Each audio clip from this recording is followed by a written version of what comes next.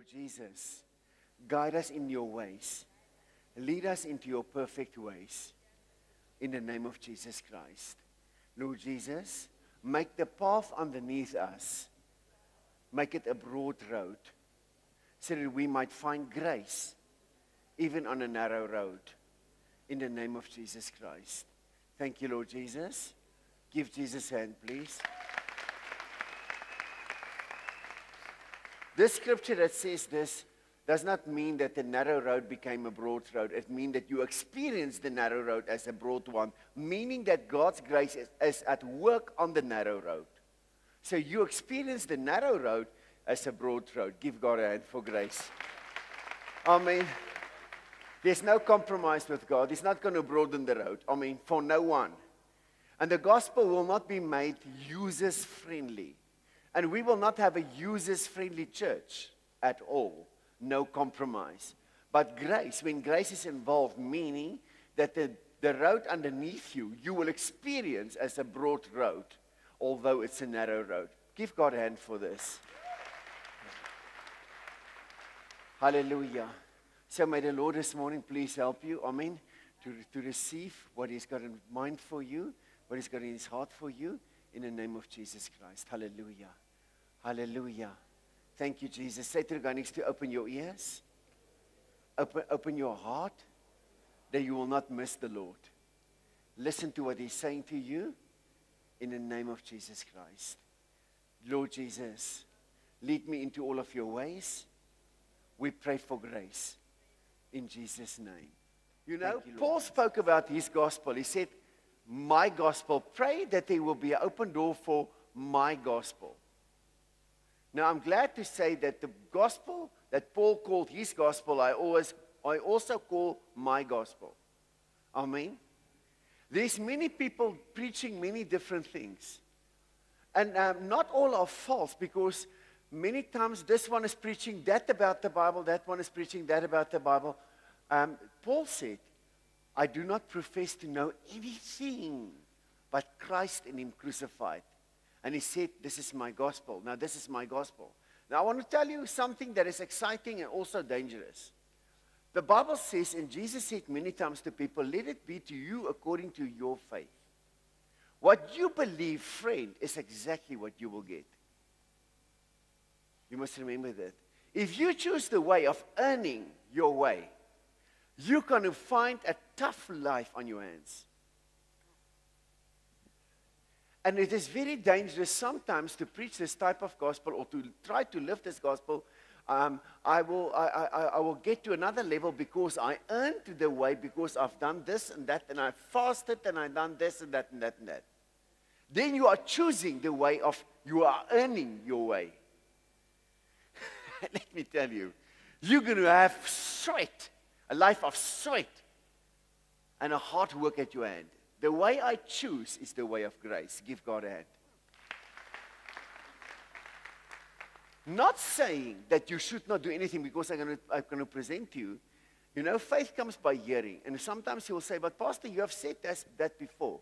I say it again and again and again because I don't want it in your head. Jesus wants it in your spirit. Faith comes by hearing, and hearing God's word. What is God's word? God's word is the spirit of the Bible. The spirit of the Bible. That is God's word. To hear the Bible with your mind, the Bible says the letter kill, but the spirit give life. The word is spirit. The letter is knowledge of the Bible, which can destroy you. You know, knowledge of the Bible can destroy you. If you read the Bible without the Spirit, the Bible is dangerous unto you. And it will confuse you. Because the Bible is written by the Spirit, inspired by the Spirit, written by the Spirit, given by the Spirit. And if I say Spirit, there's only one, the Spirit, and that's the Holy Spirit of Jesus Christ, the Spirit of prophecy, the Spirit of power, and the Spirit of grace, the Bible calls Him. Pray, Lord Jesus, I need the Spirit of grace in the name of Jesus. Hallelujah. Are you okay? So what you believe is what you're going to get. You need not the letter, but the Spirit.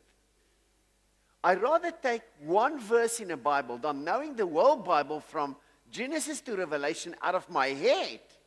I will do more than you, and I accomplish more than you with one verse that is in my spirit than you with the whole Bible in your head. Give God a hand. You can have the whole Bible in your head from Genesis to Revelation. I can know one scripture that is in my spirit. I will accomplish more than you. Because that will be done by grace. The other person will do it by, say to the guy next to you, don't you eat of that tree of knowledge, of good and evil. What is interesting here, of good and evil alike.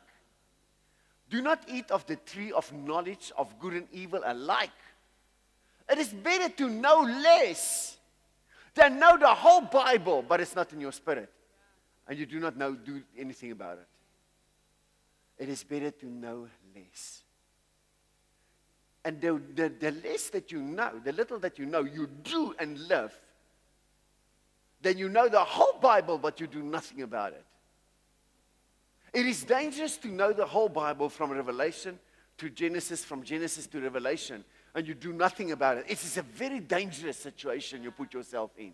Rather know less. And the little that you know, you live. It will be better for you. Say to the guy next to you, leave that tree of knowledge. Because surely you'll die if you eat of that tree. The letter is knowledge of the Bible. Knowledge puffs up, and knowledge kills and destroys. Puffs up meaning you're becoming arrogant and proud. Puffs up. Afrikaans, jou windbol.